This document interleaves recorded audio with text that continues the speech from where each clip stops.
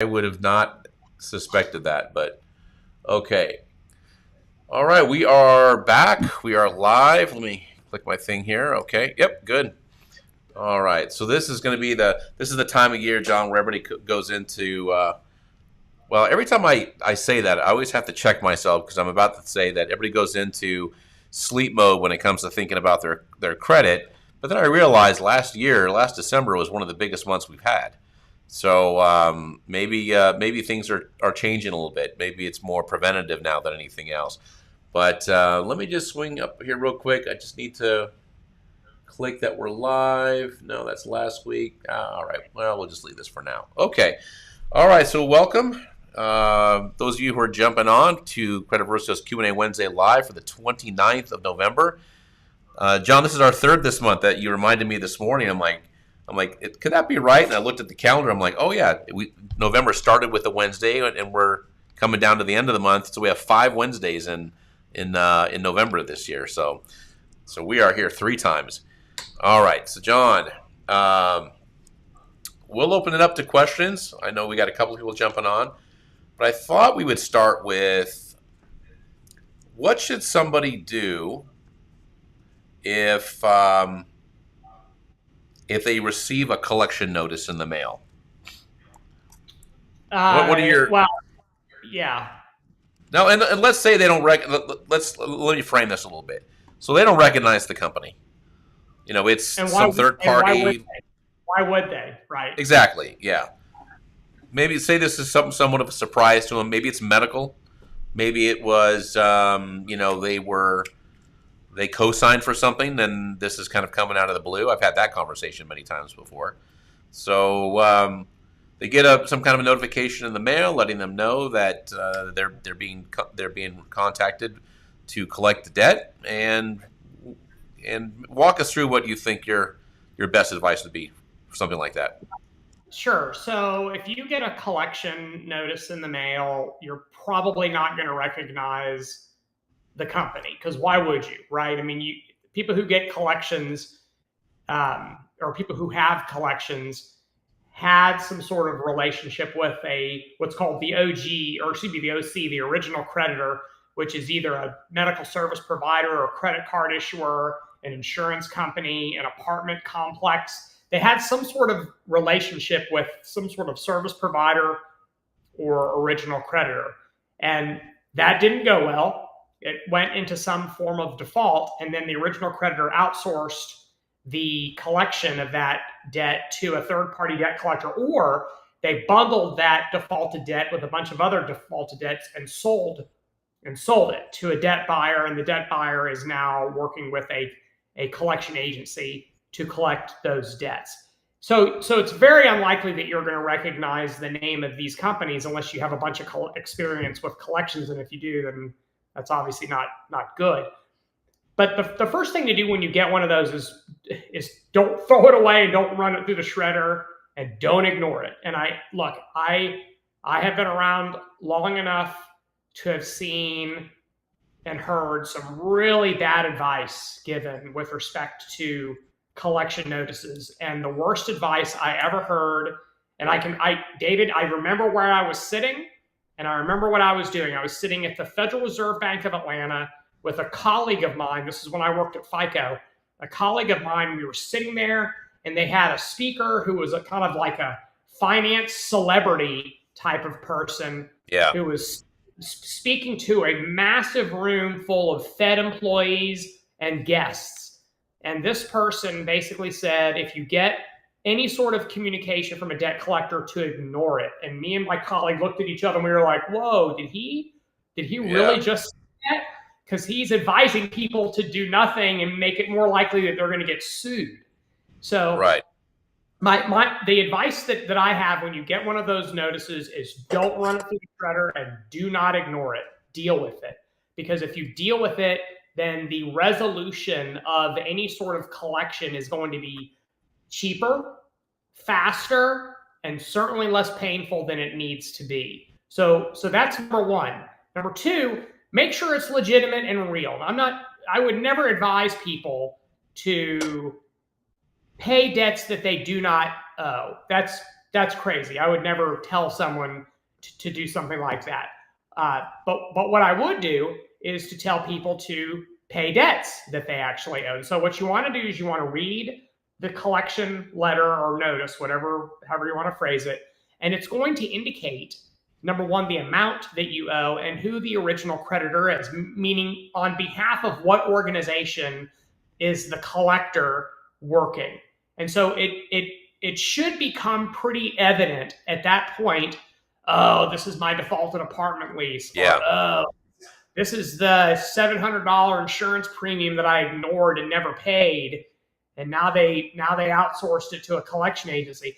Or, oh, this is that big medical bill I keep getting in the bill that I keep ignoring. So it should become pretty evident and clear as to what the item is. Now, you're at a crossroads and you have some choices. You can contact the original creditor and see if you can work out a payment arrangement with them. They may have washed their hands of it, and they may tell you, we tried, man, you ignored us, so now you got to deal with the debt collector, and that means you got to deal with the debt collector. So, John, is that a law under FDCPA that once they assign that debt or sell that debt, then they no longer can take that money? No, it's not really an FDCPA thing. It's if the debt is sold, then the original creditor is not your creditor any longer. They're your former creditor. So you technically don't owe them any money because they sold your debt, and now this the debt buyer is your new creditor, even though you don't know who it is and you never actually applied for anything with them. They're technically your new creditor. So you got to pay them. You got to pay the party that you actually owe, which would be the debt buyer. For a debt collector, so not a debt buyer, so a debt collector. Remember, these are different things here. Okay. Yep. For the debt collector, you could go back to the original creditor and say, "Hey, look, I'm getting letters and phone calls from your collection agency. I'd really just rather pay you guys." And there's a possibility that the original creditor will then pull back the debt or pull back the assignment and work with you directly, unless there's some sort of a restriction for them doing so with their arrangement with the debt collector. The debt collector may have in their contract that you can't do that you have to refer the creditor back to us, and then we will deal with it, because they're working, and so they're rightfully going to want to get compensated for their work. So John, because I'm going to want to ask you the difference between a debt buyer and a company that's assigned a debt collector. So we'll put a comment here real quick. We got one question. Oh, I remember Black Girl 2. We haven't had you here in a while. I recognize your handle. Good to see you again. All right, it says, my question is, I purchased a vehicle in October and I want to pay it off in January. How will it affect my credit? Pros and cons. So you just bought this car in October and you're going to pay it off in what is that? 4 months? Awesome. That's really good. That's awesome. Good for you. Good for you. So a couple of things. Let's talk about the pros, and there's a lot of them. And I guess we could find some cons if we looked hard enough. I guess we could find some fleas on the dog, but it's going to be hard in this scenario because assuming Black Girl 2 is a girl, what she's doing is fantastic.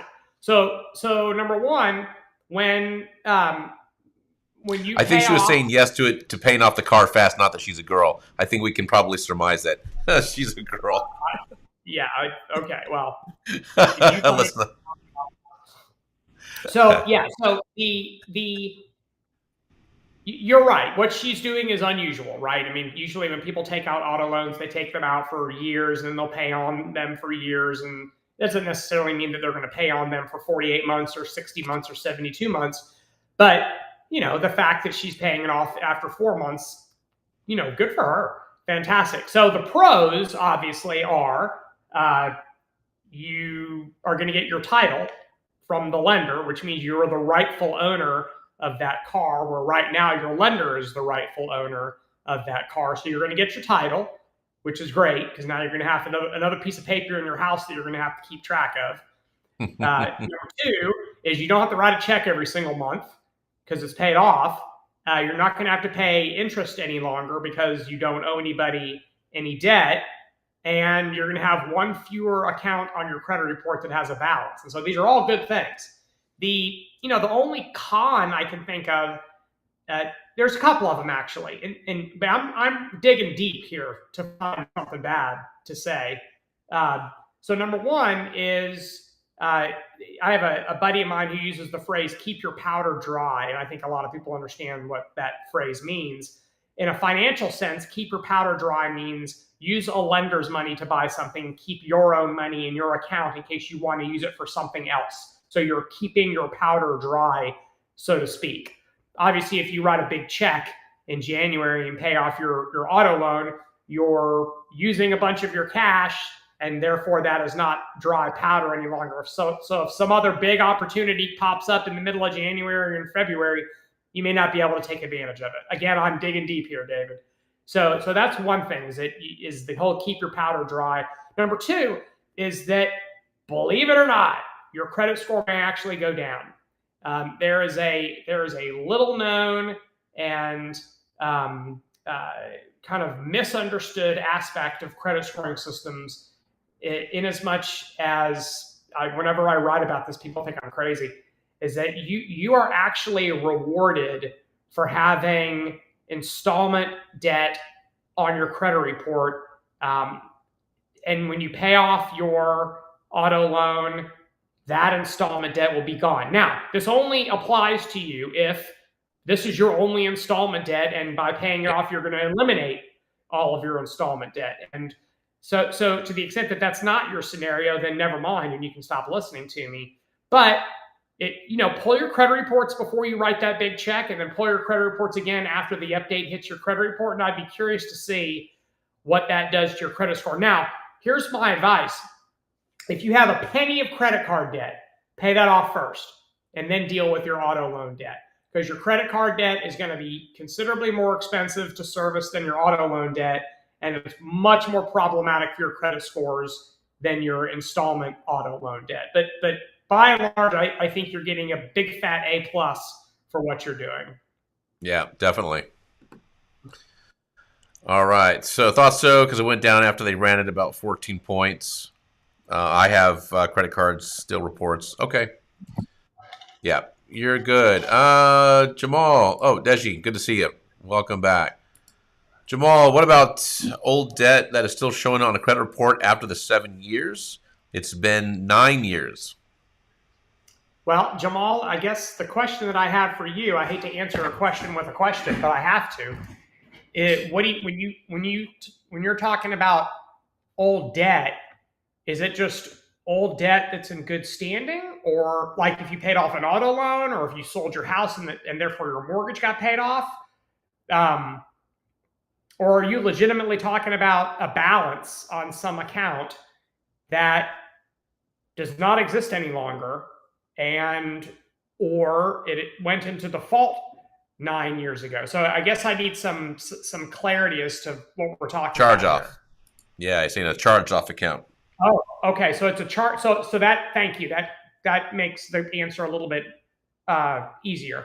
So if you have, and Jamal, if you can answer one more question, is the debt zero? Have you paid off the charge off or settled it, or do you still have a balance that is still due from the charge off? So while you're answering that, I'll go ahead and launch into my answer.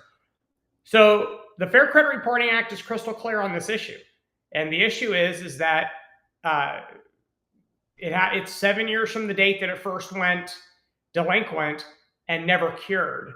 And on a credit report, that is represented by a date called the DOFD, the date of first delinquency. It's a Metro 2, and if you've ever watched any of these videos of me and David, you know that Metro 2 is the language that's used for credit reporting. It is a Metro 2 field that represents the date that an account first went delinquent and then never cured, meaning it never became current again. So that date is also referred to as the date of first delinquency, the DOFD, and the anchor date. It's all the same thing.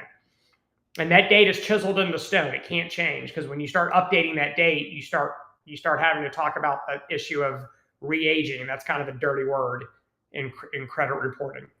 So if you legitimately have a defaulted credit card debt that the date that it first went delinquent and never cured is older than 7 years, then that is not allowed to be reported on any of your credit reports any longer. That's Fair Credit Reporting Act 101. So just to clarify, Jamal, what John is talking about, the DOFD, or the date of first delinquency, usually that's represented as the first 30-day late. And that 30-day then graduates to a 60 or maybe rolling 60s or whatever the progression of the default of the debt is. Sometimes people have rolling 30s and then they get a 60 and a 90 and a 120, and by that time it usually hits a charge-off status. And what John's talking about is having been cured is, and this is where a lot of people miscalculate that date. At least this has been my experience in all the thousands of conversations I've had with people. When I hear this, like, hey, this should have fallen off a long time ago. And typically what they're thinking in their mind is the first time they had a 30-day late, and then maybe another 30-day late, and then they paid on time for a little while, then they had another 30-day late.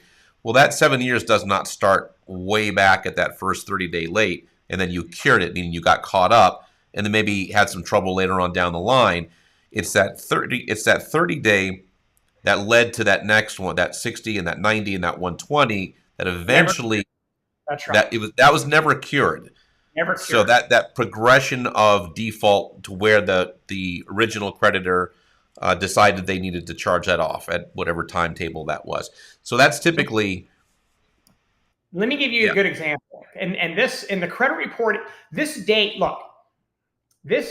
is so important that there's like a dozen pages dedicated to it in the credit reporting standards manual. The credit bureaus really want people to get this date right. So there's all these examples of how to calculate the DOFD properly. So here we go. So I go 30 days late on my credit card. That's the date of first delinquency. Then I go 60, then I go 90, then I cure the account. And so for those of you who don't know what cure means, it means I bring it current. Then if it's current, the DOFD disappears because it's not delinquent any longer. And then I pay it, and I pay it for a few months, and I pay it for a few months, and then boom, I go 30 days delinquent again. That's the new date of first delinquency. If I go 60 and then 90 and then cure it, then it disappears and I don't have a DOFD any longer because it's in good standing. So even though I missed payments along the way, there is no date of first delinquency and there's no requirement to delete the account because it didn't go into default or into it like what's called a terminal status. Now, if I'm 30, that's the date of first delinquency. 60, 90, 120, 150, 180, default, boom, that's it. It's chiseled into stone. Now that date of first delinquency stays the same, and that's the date from which the 7-year credit reporting clock begins. And so you're right, David. The date it's complicated, which is why there's so many pages in the manual dedicated to explaining how to properly calculate this thing, because what the credit bureaus absolutely do not want to have happen is something in their system is derogatory and it's on the credit report longer than it's allowed to be on the credit report by law, because that's what gets them sued. And the company that furnished the information, whether it's a debt collector or credit card issuer or auto lender, whatever, they also don't want to get sued for something on the credit report being there too long. So they want to make sure that that date is correct. So it's complicated because the date appears and then disappears based on someone's ability to bring the account current. And the date only becomes kind of solidified in stone if it goes into a collection or charge-off status, and then what's referred to as a terminal status.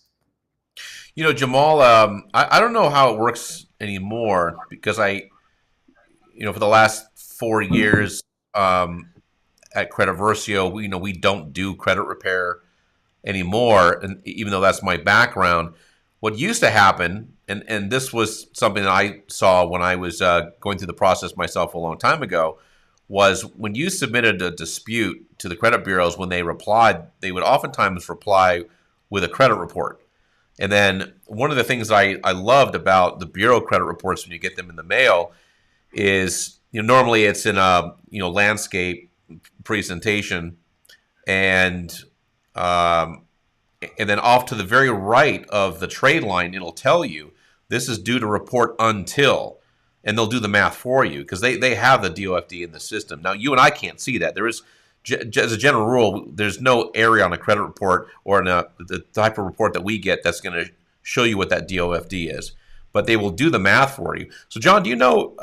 I don't know if you're involved in a lot of the litigation that's taking place as an expert witness. Do you know if the bureaus still deliver a hard copy as a response to a dispute, or is it mostly emailed now? Yeah, most of them are soft, Okay.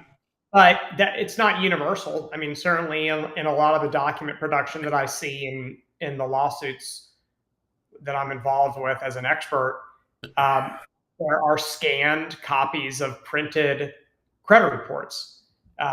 So it, yeah. No, I don't want to misrepresent that all of a sudden that there's a bunch of trees still getting killed, but it's definitely more so on the soft side.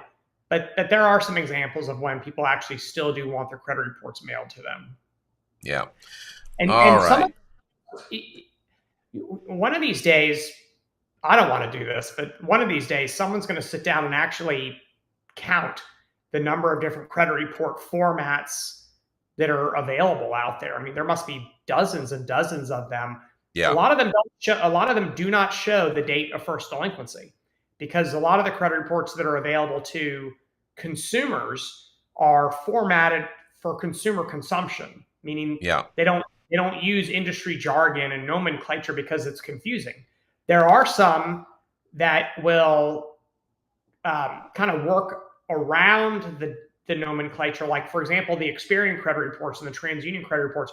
This item is scheduled to be removed in blah blah blah month and year. Yeah. That's their way of telling you what the DOFD is without actually saying the DOFD is this. Right. Right. Yeah. Yeah, that's a good point. So Jamal, I mean, maybe if you can try to grab an Experian credit report and see if that helps, because my guess is that it's probably just a miscalculation of when you were really first delinquent. It wouldn't. It's nothing against you. It's just I've seen that happen so many times. People forget when they were originally or finally late on that account that went into terminal default. Hey, look, if you legitimately missed a payment 9 years ago and never cured your credit card account, then, and you have tried repeatedly to dispute it with the credit bureaus and try and get it removed, and they won't remove it, you have a couple of choices, and the choices are: you can leverage your rights under the Fair Credit Reporting Act, or you can live with it. And it's up to you what you choose to do. But I mean, I've been around for a long time, and I think I thought I'd seen everything, but if that's really what's happening to you, that might be the first time I've seen an example of just a refusal to remove something from a credit report that is clearly not allowed to be on a credit report any longer. So I'm going to jump onto the question with Cliff, but Tabitha, I see your post. It's way too big for me to bring it in. So Yeah, awesome. after giving John all of his props there, which by the way, that's great.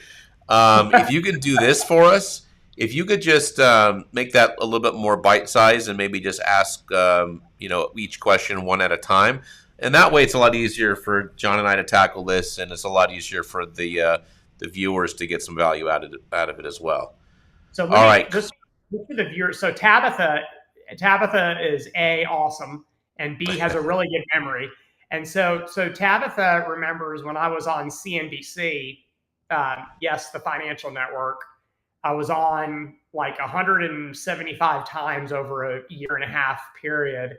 I was on just before Jim Cramer's Mad Money. We used to film just before Mad Money filmed.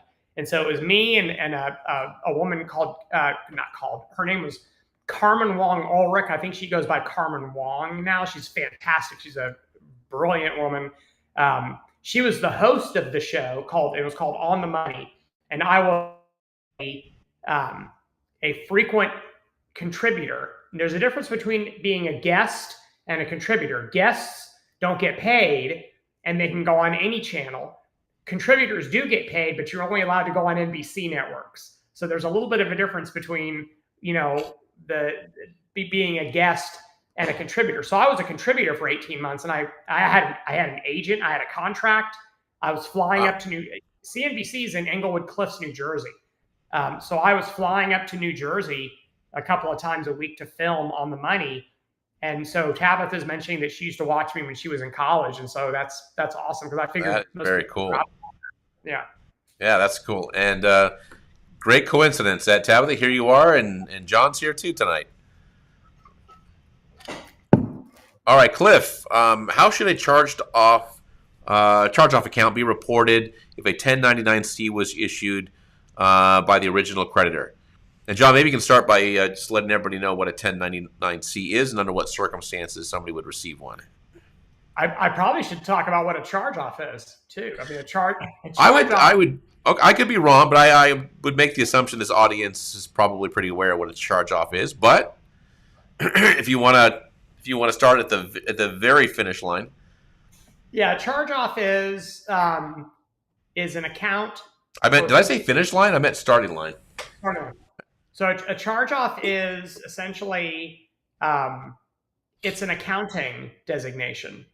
It's an accounting designation indicating that the lender believes or has concluded that they're not going to get paid, or there's reason to believe that they're not going to get paid. So they have essentially listed it as a loss on their balance sheet. So sometimes you'll refer to it as being a charge-off, profit and loss, or P&L charge-off. That's what it is. It's nothing more than an accounting designation, but we all think about it from a credit reporting context. So in a credit reporting context, a charge-off indicates that the account has gone into default for some reason. Either the loan was delinquent and it went into default, or there's some sort of breach of contract. Another example is people who have mortgage loans and they refuse to keep homeowners insurance.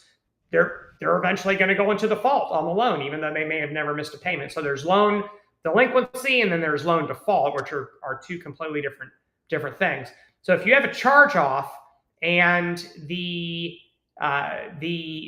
original creditor agrees to some sort of a settlement with you. So let's say that you owe the original creditor $5,000 and you negotiate a settlement of $2,500. So basically half of what you owe on the debt. The creditor is going to send you a 1099-C so the letter C. And a 1099-C is an IRS tax form.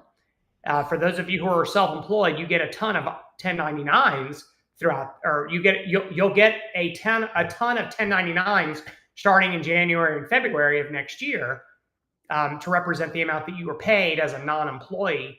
But a 1099-C represents a forgiveness of debt. And so that is reported to the IRS by the creditor, and it might be, and you have to talk to your tax person. I'm not a tax expert, but it may be taxable income, meaning that they've forgiven debt that you rightfully incurred. So it may be considered taxable income or a taxable event. So you're going to want to talk to your tax person for that. So the question is that, well, how should this be reported? Now, I think I know where you're headed because I hear a lot of questions, and I've been involved in lawsuits as an expert on this very topic of how a charge-off should be reported when a 1099-C has been issued. There is an incorrect assumption that a 1099-C forgiveness of debt means that you no longer owe the debt. That is incorrect. So if you owe $2,500, then they can report you as being $2,500, still having a balance of $2,500, even though they have issued you a 1099-C. The credit bureaus there are articles on the credit bureau's websites regarding 1099-Cs and why balances are still reported when a 1099-C has been issued. But so I'm not saying Cliff is asking the question in that context, but that's just generally how I hear this question asked. But I think the issue is that some people take the phrase forgiveness of debt as meaning that you don't actually owe that debt any longer. And that's not necessarily the Yeah. case in its 99C context. Excellent. Yeah, that's great clarity. Okay, Tabitha says, I've been catching up on your YouTube videos. You guys are great. Okay, I'll try to do bite-sized question. Here comes the first one. Just fresh out of Chapter 7 bankruptcy and wanting to rebuild my credit. Should I wait for better cards to become available or start now and get better cards later to build positive credit history ASAP? Yeah, I got to be honest with you, Tabitha. I think the value of sticking a bunch of accounts on your credit report after you filed for bankruptcy is inflated. I think people ascribe a value to that is not the real value of doing so. The real value of rebuilding credit after a bankruptcy is time, putting time between yourself and the event. Credit scoring systems age bankruptcies based on the date the bankruptcy was filed. So immediately your bankruptcy is going to become older and older and older. And as time passes, the impact of that bankruptcy filing is going to be less and less.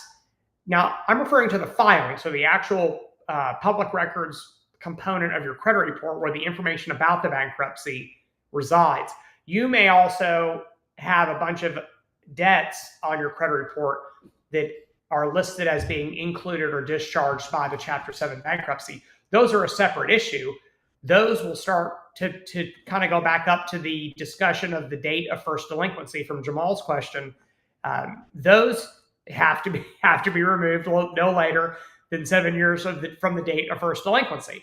So for Chapter 7, the law allows the credit bureaus to maintain a record of that for 10 years. As a matter of policy and practice, they maintain those for 9 years and 9 months. What that means in practical terms is all of the debts that you have that are listed as being discharged in Chapter 7 bankruptcy, and that includes collections, all those will be, actually, remind me, I'm going to put a pin in that and come back to that because that was wrong. Let me correct that. The standard has changed in that respect. All of the debts that you have included in the bankruptcy, except for your collections, will be removed before the bankruptcy filing information is removed, because one can stay for up to 10 years, the other can stay for only up to 7 years. If you have collections that are included in bankruptcy, the credit reporting standards, not the law, the credit reporting standards are that the debt collector is to remove those from the credit report if they are discharged in bankruptcy. So even though you had this collection and it may not be 7 years from the date that the original account went delinquent, because you don't owe it, it's been discharged, you don't owe it. The credit bureau's policy manuals indicate that has to be removed. So even though you have the filing for the longest period of time, then the accounts for the second longest period of time, and then the collections are supposed to be removed once the bankruptcy has been discharged. Perfect. Another great question. Brought up a good point. With me paying off my car, will that still show up on my credit report? For the next 10 years, as long as it was in good standing when you paid it off. The bureaus, there's no obligation to remove stuff that's in good standing, meaning that there's nothing in the FCRA that says you got to delete good stuff after 10 years. That doesn't exist. But the credit bureaus have long had policies that they are going to remove inactive accounts after 10 years. And so you can enjoy the benefit of that paid off auto loan for the next decade after you pay it off in January. But remember, if you have credit card debt, pay that off first, then pay off the car loan. Okay, so we're caught up on questions, John. We left off at discussing the difference between a debt buyer and a debt collector. I've got a great analogy or metaphor, whatever the proper word. I always get those two things mixed up. So, remember in high school when you went to prom and your date had this horrible dress that she only wore one time, and she probably spent hundreds of dollars on it. one of the ways to dispose of those nasty things is to consign them, meaning that you take them to some store and you stick it on their rack and they put a price tag on it. And if it sells, they get to keep some percentage of the price and you get some percentage of the price as well. So it's been consigned to the secondary, store, thrift store, whatever the term is. That's how a collection agency works. So let's say that I own an apartment complex and I have, all these people who live in my apartment complex, and someone defaults on a lease and they default on the lease for $5,000. And I write them a few letters and make a few phone calls, and man, they're not responding. And that's not my profession. My profession is managing an apartment complex, right? I'm the property manager. So I've got a partnership with a third-party debt collector, and I'm going to tell them, hey, look, I'm going to assign you or consign you this particular debt that's in default for $5,000. Whatever you collect, you keep 40% of. I get the other 60%. That's how third-party debt collectors work. They do not own the debt. They're not the debt buyer. They're not the creditor. They're just the consignment shop trying to work the debt. Perfect. And a debt buyer, I mean, I think that's pretty self-explanatory, but maybe you can explain what a debt buyer is. Like, as an example, if anybody has ever seen like an LVNV or a Midland Funding, ER, enhanced recovery, these are, as a general rule, these are debt buyers. So a debt buyer is not a debt collector. A debt buyer will actually purchase defaulted debts from creditors. Usually it's big business. This isn't like my example of the one broken apartment lease of $5,000 is comical. These guys are buying billions of dollars of defaulted debts, and they're paying a very small price on the dollar for those debts because the creditors are essentially washing their hands of them. And then now these debt buyers are now the creditor for all of these defaulted debts. And now what they will do is some of them will consign those debts to third-party debt collector partners. Some of them have in-house agencies that will try to collect those debts. Some of them have partnerships with collection attorneys and will just start filing lawsuits to collect those debts. But that's the difference, is that in one scenario, you have someone who is actually now your new creditor versus the other scenario where they're not your creditor, but they're just trying to collect the debt on behalf of the apartment complex. Yeah, and John, I've talked about this a couple of times. I mean, and this goes back to what we were talking about a second ago, or what you had talked about a second ago when you were at that that big government, whatever it was where you were, and somebody stood up and said, ignore your collections. Yeah, the Federal Reserve Bank of Atlanta. Federal Reserve Bank of Atlanta. Okay. So a pretty official place where you'd expect somebody with real good advice to be, and they're giving probably the worst advice you could give anybody when it comes to collections. And we've even had people a couple of times come on to this live and say, why are you guys telling people to pay off their collections, and you should never pay a collection? And then I think I'll bring up. Look, instead of having an argument with that person, I'd love to hear why is that better? How is that good advice? And I'm willing to listen. I'm willing to listen to why ignoring someone who has the ability to sue you, why would you possibly ignore them if you actually owe here's what you can't do, right? Yeah, you can definitely ignore the phone calls. You can ignore the letters that they send you in the mail. Of course you can. You can ignore all that stuff. What you can't do is when the guy knocks at your door and stands there with he's called a process server. And what he does is his job is to deliver to you the lawsuit paperwork, right? You have been sued, Mr. Smith. Here is I'm serving you with the lawsuit paperwork. And sometimes they'll have their phone and they'll sit there and they'll record the interaction so you can't say that you never got it. People try to play all sorts of games in that respect, and process servers aren't idiots. So Yeah. what you can't do is you can't ignore that.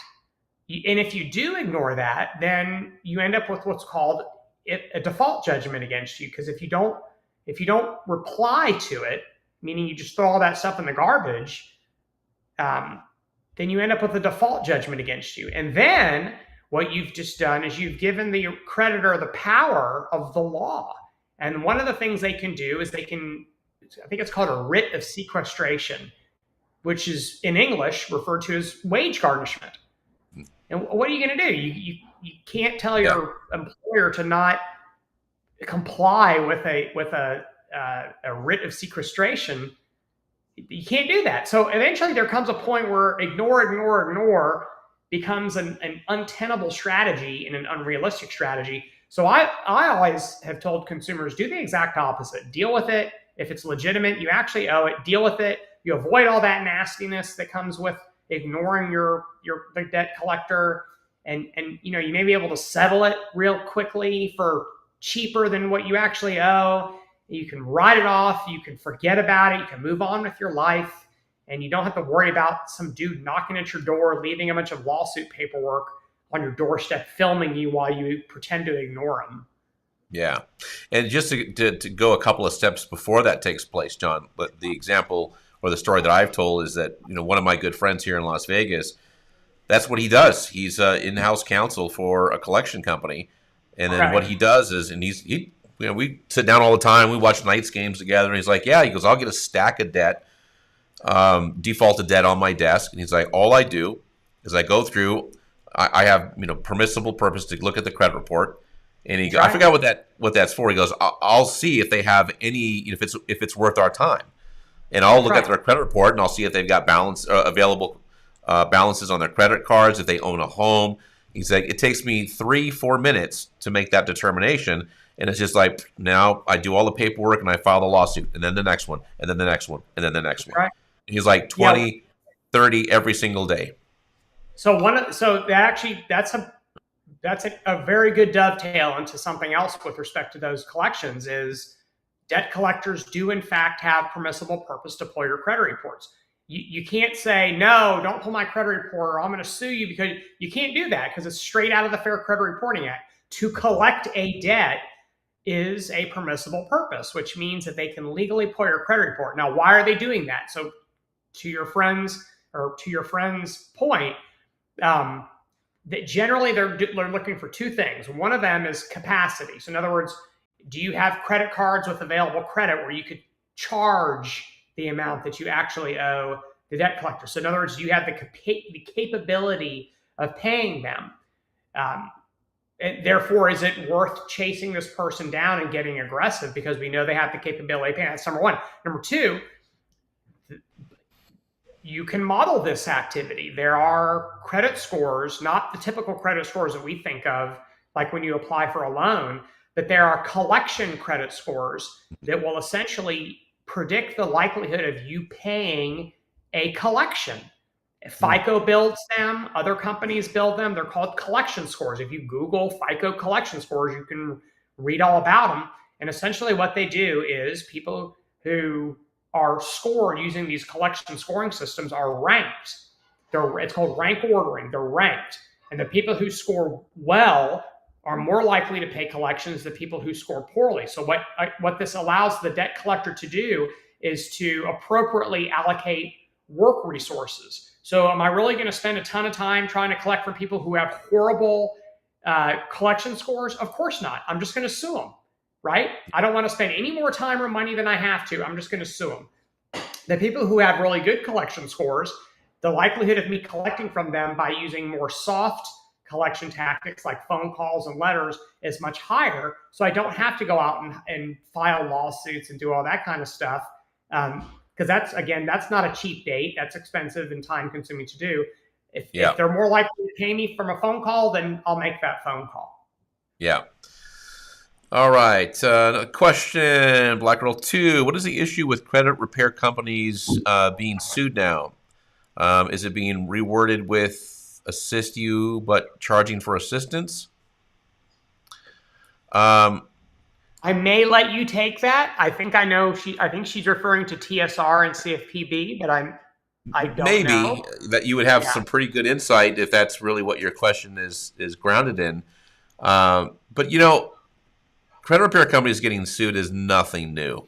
In fact, I think you'd be surprised at how many times credit repair companies get sued and how many times they have some kind of you know uh, regulatory action taken against them from either the district attorney or the FTC. Yeah, I mean the credit repair space has got a bad reputation for a reason, and it's largely because the bad actors make that happen. And even though it's I've been in this space for 11 years now, and it's gotten way better than what it was even 10 years ago. And 10 years before that, it was even more the Wild West. But now it's not quite as bad. There's well, I'm not going to say their name, but there's one big player that definitely has been wrecked by a big lawsuit. But yeah, I mean there's nothing new with that. That's going to continue to happen as long as people in the space don't obey the law. Yeah, I can. I've had experience with credit repair companies for 32 years now. We used to deal with them when I worked at Equifax in the early 90s. So they're and CROA, the federal statute that defines what is a credit repair company and then lays the rules as to what they can do, that's been since 1996. Mm-hmm. So, credit repair companies being sued for either violations of CROA, that's certainly nothing new. Repair companies being sued by the Consumer Financial Protection Bureau for alleged violations of certain things, that's newer, but not brand new.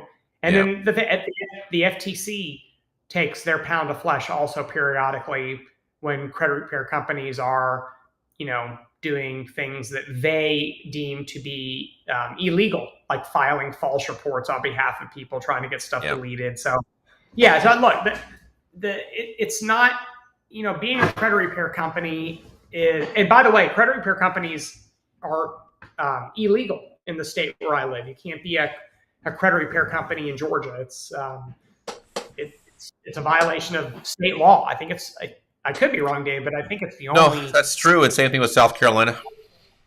Okay, so there's some states where just the business itself is illegal. So, But but yeah, that doesn't mean that there aren't credit repair companies operating in Georgia. I can assure you there are quite a few, and so yeah, they're operating illegally. yeah, or I think there's a couple that have been. Well, we don't need to get into it, but yeah, there's some that have clever ways of trying to get around it. All right, so I think we're coming down to the very end. Yeah, we are. So Tabitha, let's take this last question. I think we're gonna call it a day. Is it possible for my score to significantly increase when Experian fixes the three cards not being reported correctly? They were IIB and showing balances late and charge off, which is incorrect. Or will it not be such an improvement due to the bankruptcy?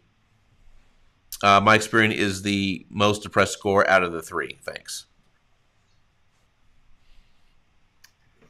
So I wouldn't expect anything to improve your score significantly right now, right? Um, generally people who have low scores due to derogatory entries like bankruptcies and a bunch of defaulted debts, it's it's a it's a time consuming effort to improve your score. So I don't know what you define as significantly, but I have in my mind what that word means when it comes to credit scores, both improving and decreasing.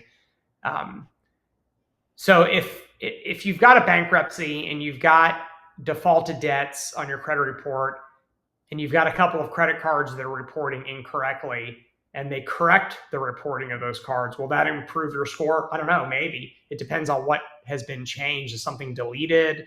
Is something being added? But to the extent that it doesn't change the fact that you've got a bankruptcy on your credit report and debts included in bankruptcy. I just want you to be realistic with your expectations, that you're not going to get off this webinar and think that your score is going to fly through the roof because Experian changes how a couple of your accounts are being reported. Improving your credit report from bankruptcy is going to take years, period. Is it going to take 10 years? No, it's not. FICO has published any number of studies. They published studies when I worked there. They published studies after I left there about the how long it takes to recover from certain events. And what's very clear is that it does not take a decade for your credit scores to become really good and really respectable after you filed a Chapter 7 bankruptcy. But it's not going to happen in 6 weeks, like Dave, the Bureau killer, may have you believe. But it's definitely not going to take a decade for it to get to a point where you're turning away lenders because they're throwing money at you. Yeah, Tabitha. So for the tens of thousands of credit reports I've looked at over the last decade, it's not terribly uncommon for me to see people in the low to mid 700s 24 months or so after the bankruptcy, provided that they're doing everything else right. That's right. That's very realistic. That's very realistic. You're not going to be you're not going to have elite scores. You're not going to be high 7. Well, you're not going to be into the 8s anytime soon, and that's fine. You don't really need to be. I mean, pretty much anything that you want, car, home, in the next 24 months and beyond, 740, 750 is attainable and certainly good enough to get you anything you want at a reasonable interest rate. But it just takes time to recover from stuff like that. There's no quick fixes, apart from regardless of what you hear in the blogosphere and YouTube and TikTok and everybody, these little secret strategies that are supposed to work but really don't. We've said this a million times. FICO's not stupid. Bureaus aren't stupid. I mean, they are going to do an accurate assessment of risk based off of what's on your credit report. And one thing, John, you and I have talked about this. I've seen it. This is not in any way an advocate for filing bankruptcy, but this is just simply an observation. I've seen people that if I look at people in two different camps, it's the people who have a lot of derogatory credit and charge-offs and collections, and these things linger for years and years, and they're not really able to rebuild credit because the stuff is still there, versus people who really needed to file bankruptcy. That person who filed bankruptcy recovers at a much, much faster rate than somebody who is trying to rebuild and trying to get on the right side of things when they still have collections paid or unpaid, charge-offs paid or unpaid on their credit report. So, if there's any light at the end of the tunnel, Tabitha, is at least you've got that going for you. It's a fresh start. The debt is not being reported on the credit bureau anymore. You'll find a lot of creditors come out of the woodworks to give you credit because you can't file bankruptcy again for a long time. So they're looking at you like, well, all the debt's been wiped free. At least the creditors can't come after you anymore to get it. Now you're in a position to start over again. And the assumption, the wish, at least on the part of the creditors, is that you've kind of taken your lumps, you've learned your lesson, and you're going to be a good risk this time around. But it's going to take a couple years to demonstrate that. Yeah, I think the two benefits, and by the way, whenever I do interviews about how should people get out of debt, I always bring up bankruptcy. People are like, "Whoa, we shouldn't use the B word." I'm like, "Why?" It's like the only legal protection from your creditors. You have to talk about bankruptcy. It's like the most legitimate method of getting out of debt because there's an entire code, the bankruptcy code, that defines methods that you can get out of debt and protect yourself from creditors. So you have to talk about it, right? The benefit of a Chapter 7 bankruptcy is, number one, is that all of your statutorily dischargeable debts are gone. Let me rephrase that because there's a nuance that I have to be careful about. The debts aren't technically gone. They still exist. The creditor still ate the debt, but they just can't try to collect it from you. That's it. And number two, so in other words, they can't report it to the credit reports except under certain scenarios, which there are some, but by and large, if your debt is discharged, you don't owe it, and therefore they should change it to be zero. That's number one. Number two, if you have any collections that are included in the bankruptcy or the credit reporting standards are to delete the collection. That's public information and well known.